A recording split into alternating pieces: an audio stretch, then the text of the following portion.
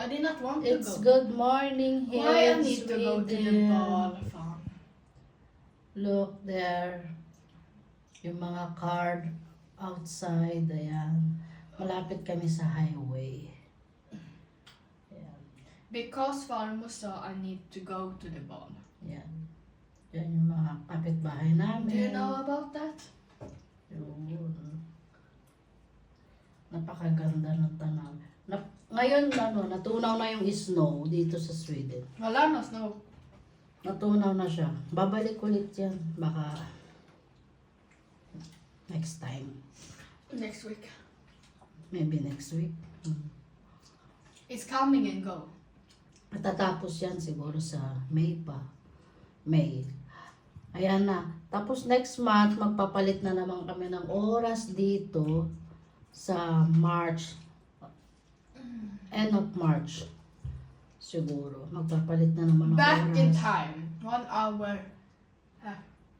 Now it's 7 hours from Philippines. Ngayon, sa March, babalik na naman yung another time, 1 hour, will magiging 6 hours. Magiging 6 hours na lang. Oras. Kaya kung 11 AM dito, it's 5 PM sa Pilipinas. Parang ganun. Yan.